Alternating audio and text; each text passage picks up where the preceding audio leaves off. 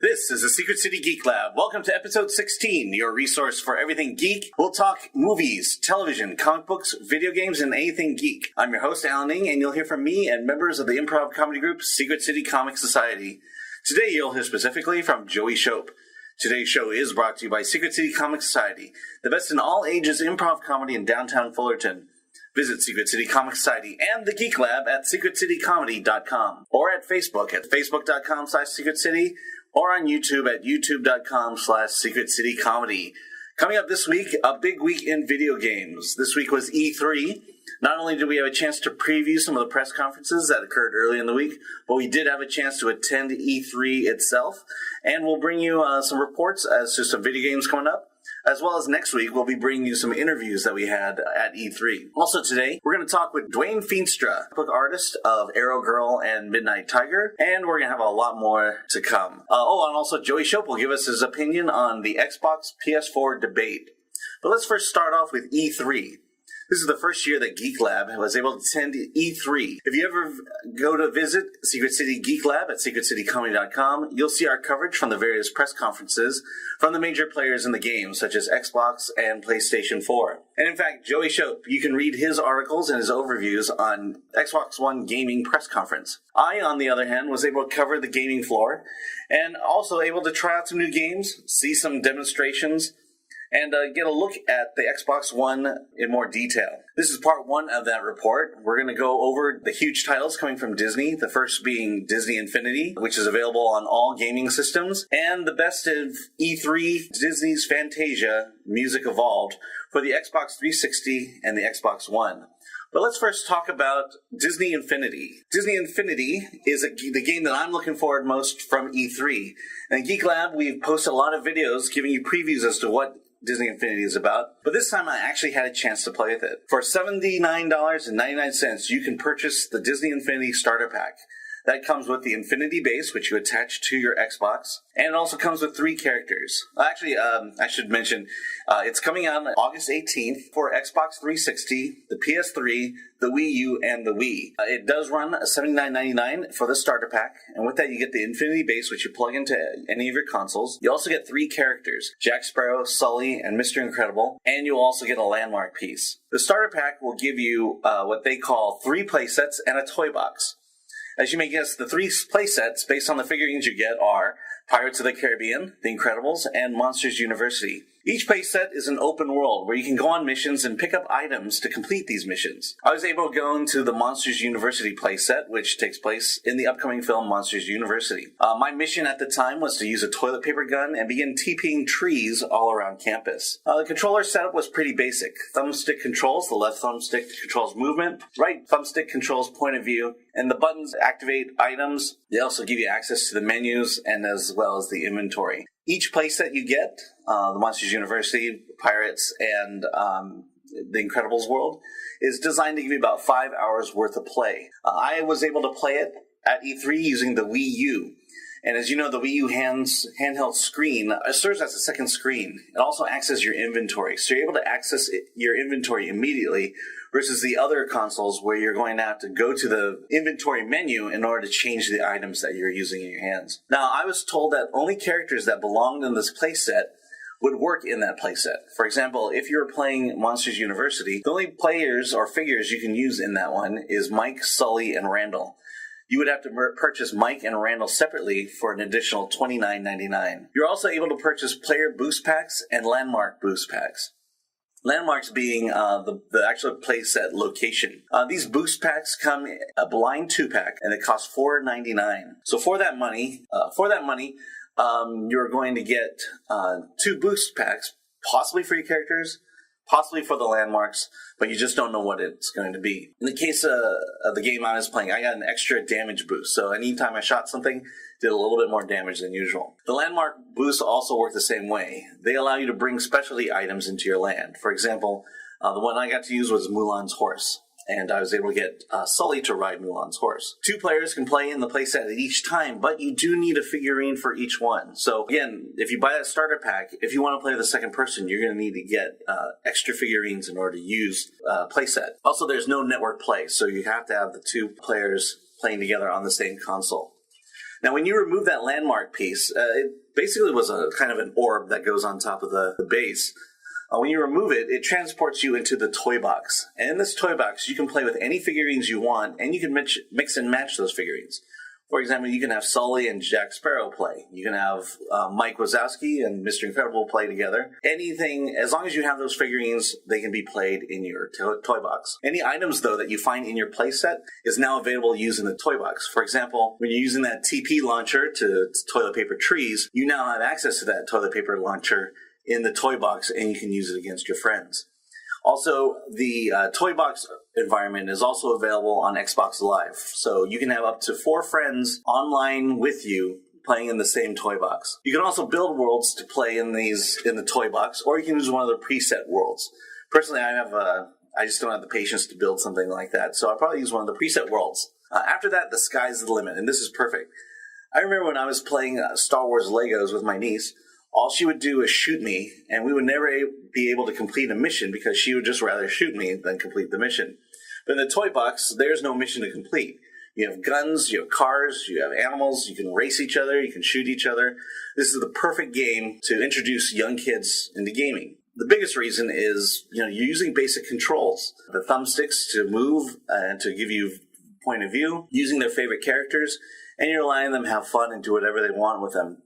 You're not pressuring them in order to try to complete some sort of a mission. Like I said, that works great for kids. It's just an open box environment, and they'll get to learn how to use or how to start video gaming right away. So I give Disney Infinity a big thumbs up, and I can't wait to get it in August of 2013.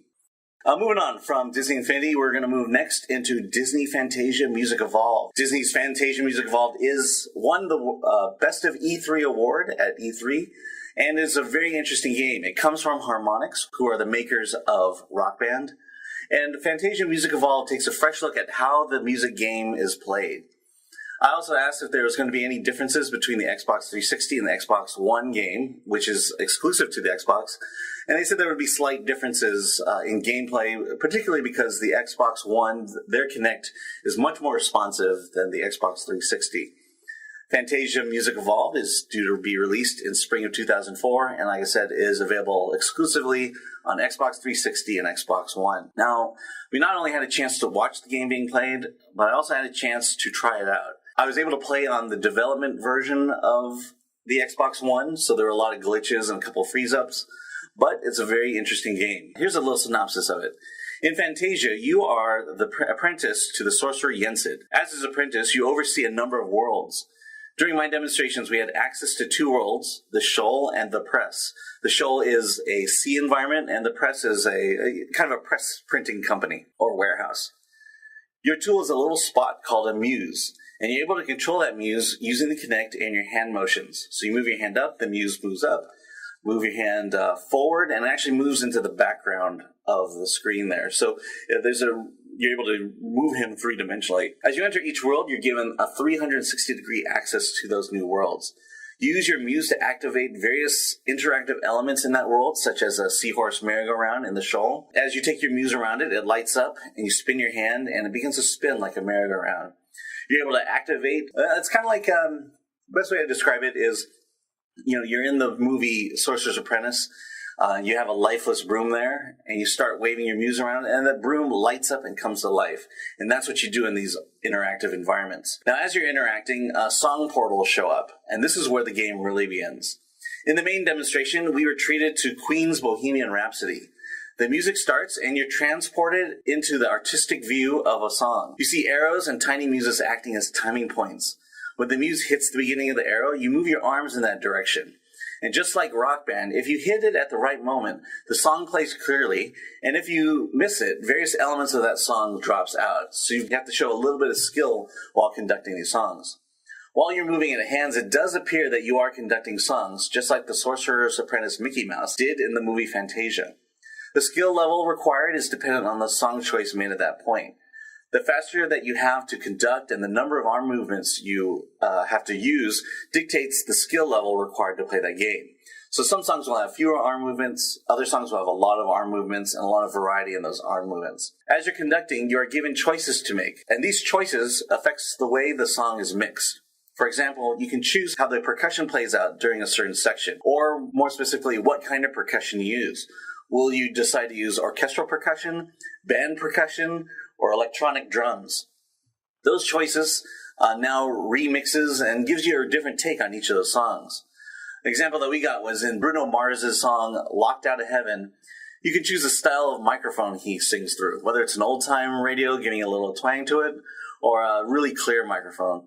Those choices gives you a very, like I said, allows you to remix these songs and play it in a way that you never heard before. Another challenge is to build a cube or a pyramid using your hand motions.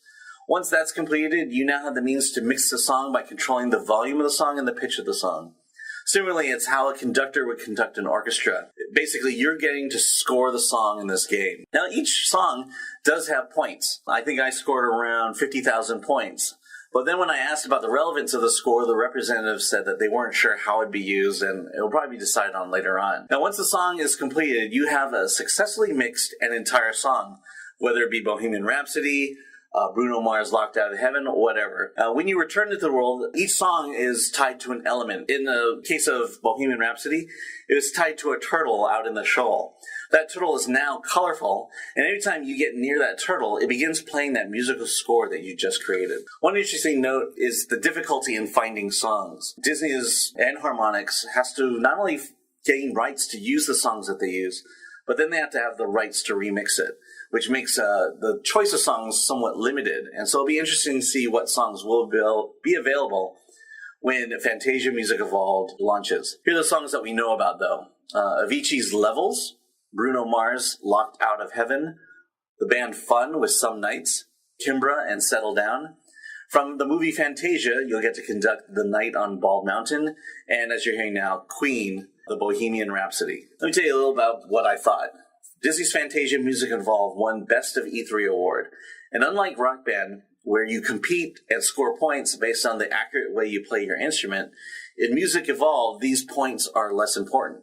What is important is the ability to create music and create music in your own way and to unlock your creativity.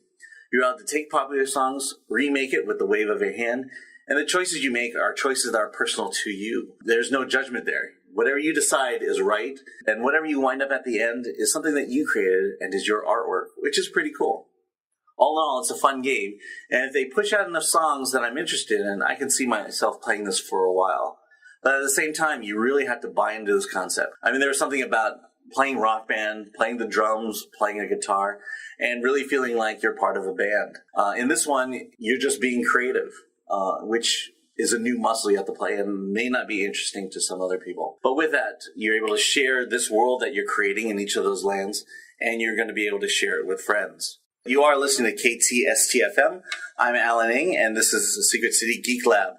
Moving on, we are talking about E3, and what I forgot to mention, next week we're going to talk about some of the advances that are on the new Xbox One, and we'll also take a sneak peek at Dead Rising 3.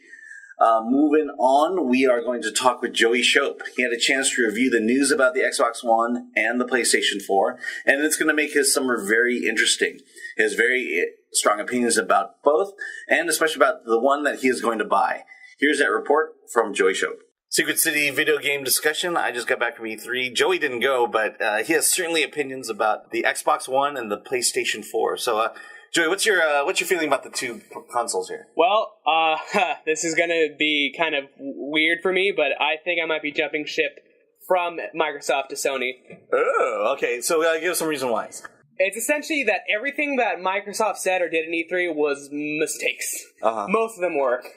What I will give Microsoft is the fact they showed off a lot more video games than Sony did. Sony mostly talked about how wrong Microsoft and the Xbox One was going to be. Uh-huh. So I think that was, they did not pull their punches at all, but they didn't show a lot of video game content. Let's go over some of your thoughts. Well, again, it's Microsoft. They try to make some progress by saying stuff like now the Xbox no longer has to be online all the time. Just they have to be online once in a 24-hour period. Mm-hmm. But if you don't log onto the internet with using your Xbox One, now you can't play any video games at all. Another issue is the price. Yeah.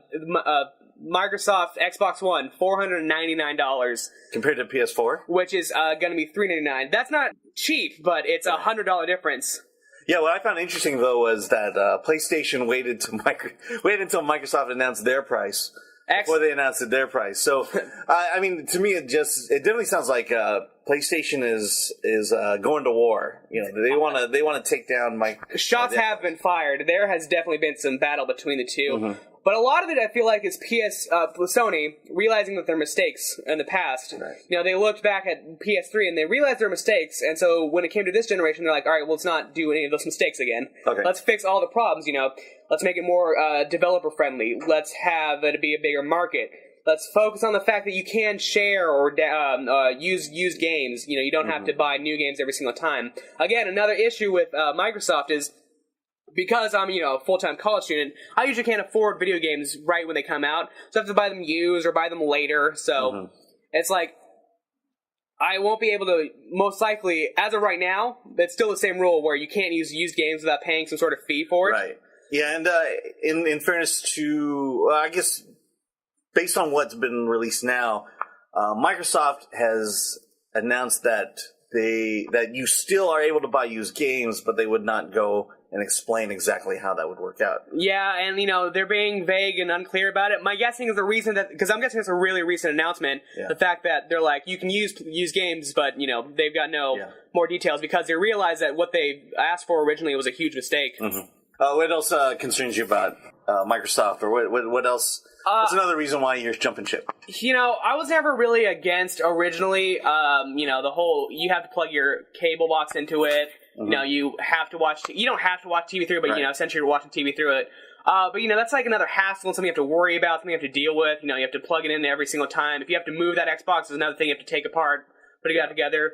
Whereas PS4, I think, is just a very simple, clean-looking, you know, console. It's a pretty interesting design. That's not really a huge factor for me, but it's the fact that PS4 is less of a hassle than Xbox One, and it's cheaper. So between those 2 points of just the easiness and, you know, the cleanness of it, and the price point, it's like, well, you know, I can't not go with the PS4. Plus, certain video games that I'm super excited that are coming out, Kingdom Hearts 3, which I've been wanting for 7 years, ever since I beat Kingdom Hearts 2. And that's coming out. I originally, Final Fantasy, I only heard it was going to be on PS4, but now it's been confirmed that it's going to be on both systems. And speaking of Kingdom Hearts, the original is coming out in HD for PlayStation. Oh, yeah. That should be super cool. I've always been a fan of HD remakes, but you know, both Kingdom Hearts 3 and then also Kingdom Hearts 2. Just HD remakes have always been. Kingdom Hearts 3 and the original Kingdom Hearts. Yeah, so that should be really awesome. One of the things I'm still not certain, I know Xbox said that they're definitely not, or they're pretty sure they're not, is backwards compatibility. And I'm not sure about PS4, but I know PS4 talked about a cloud saving system. Right, and I think that's what Xbox is doing as well. I mean, both consoles are not backwards compatible, but there's a cloud service that allows you to play your old games. Yeah, okay, so, I mean, you know, Xbox One, you know, it's not all bad. But PS4 had more good things than bad things, whereas the Xbox One has just nothing been a hassle. People have been complaining about it, and it's like... And honestly, I think price has been a big thing. And I think, I don't know, I kind of feel like maybe PlayStation is doing a little shenanigans by waiting for Microsoft to announce their price before undercutting. I think... Which is perfectly fine. I mean, I don't, you know, I think you're going to say it. You know, I don't care... what happens to the corporation is going to benefit me by having a cheaper console. I thought it was actually a really good idea. I thought that's, you know, if you're going to have a competition between two major companies, that you want to do something like that. But, you know, until I have an actual console in my hands with a controller playing versus each one, then I won't really know which one's really going to be the better system. But as far as we know, Xbox One might be actually a really great system, but Microsoft is... They're not marketing it very, very well. They're not marketing, but this could be the new... As far as we know, Microsoft One could be the next thing. Like, every single household is going to own one of these now because it, you know, has cable, it has all this stuff. But it's just poorly marketed, whereas PS4 has been doing, and Sony have been doing nothing but ridiculing Microsoft. Right. All right, well, if you want to learn more about Joey's thoughts about PS4 versus Microsoft, go to Secret City Geek Lab. There's an article he wrote online now. You're listening to Secret City Geek Lab on KTST-FM. I'm Alan Ng. And moving on from video games to comic books. This is our last interview from the Long Beach Comic-Con. I got to talk to comic book artist Dwayne Feenstra. Dwayne hails from San Diego, California, and he worked on 2 projects that he's excited about. And we talked to him about Aero-Girl and Midnight Tiger, and here is that interview. I'm at Long Beach Comic Con with Dwayne Feenstra. Hi. How you doing? Good. Let's see. You got two stories here: Adventures of Aero-Girl and Midnight Tiger. Can you tell me? Let's talk about Aero-Girl first. Sure. Adventures of Aero-Girl is an all-ages story. It is not violent in the bloody guts sort of way, but it's like cartoon violence. People get knocked through buildings. It's along the lines of The Incredibles. It's something that kids could read, but parents will also enjoy. It's a story of a young girl being trained to be a superhero by her father. He loses his powers, and they end up with a gorilla. So now she's working with a superpowered gorilla trying to keep her city safe. Okay. And how many issues in are you? This is actually a preview of the first issue. The first issue will be available online in June. The artist is working on it right now. It should be done at the end of the month. Okay, and what website would that be, and how can you The best place to find it would be go to aerogirl.com, AERO-girl.com. Right now we'll take you to the Facebook page, but once the book's done, we'll take you to the online store where you can purchase it. Okay, great. And how about Midnight Tiger? Midnight Tiger is a slightly older book. It's a PG-13 style. It's like a teen Daredevil. Gavin Shaw gets his superpowers, and he's not really worried about alien invaders, people taking over the planet. He's just trying to keep Apollo Bay, where he lives, safe. And that's what he deals with: gang members, drugs, school violence, not like real-world type stuff. It's a little bit older. There's swearing, a little more violence. So that's more of a PG-13 style book. Okay, and this character, is he powered, or is he just regular? He is powered. He has, like the name implies, Midnight Tiger, he has agility, he has retractable claws, he's really quick, can leap a few stories, nothing crazy, but a good street fighter, like a hyped-up Wolverine almost. And you're saying that this story, you're issue 1 into it, or? Yeah, this is the first issue was done. We did a Kickstarter for it, and I funded the first issue. And if you go to Right Height Media, they have it. You can get it online there, or go to Indie Planet. You can also order a digital or a paper copy there. Okay, and how many issues in are we are 1 issue in. I just turned in the second issue, so he just started drawing that. So probably end of June, I would say issue 2 will be out. Okay, thanks a lot, Dwayne. Oh, thank you. Cool. Thank you so much. Secret City Geek Lab supports all independent comic book creators like Dwayne Feenstra, so please take a look at his work. Check out Aero-Girl at Aero-Girl, AERO-girl.com. If you have little ones, and if you're into more action, more adult action, check out Midnight Tiger at midnight-tiger.com. That was Aero-Girl, aero-girl.com. We've got a little bit of geek news before we exit today. John C. Reilly has been cast as Roman Day in the upcoming Guardians of the Galaxy movie put out by Marvel. That movie is going to come out probably at the end of next year. Also in geek news, swing dancing returns to Disneyland on Saturday, June 15th. After a very long hiatus and surviving banishment to downtown Disney, swing dancing returns to its home, sort of, at Disneyland. As reported earlier in the year, Disneyland's Carnation Gardens was closed to build the Disney's Princess Fantasy Fair. Swing dancing now returns to the Royal Theater this Saturday, June 15th, and the event is going to be called the Royal Swing Big Band Ball. Well, this has been episode 16 of Secret City Geek Lab. It is brought to you by Secret City Comic Society, Fullerton's best all-ages improv comedy show. Visit us Friday nights at 8 o'clock and Saturdays at 6:30 and 8:30 p.m.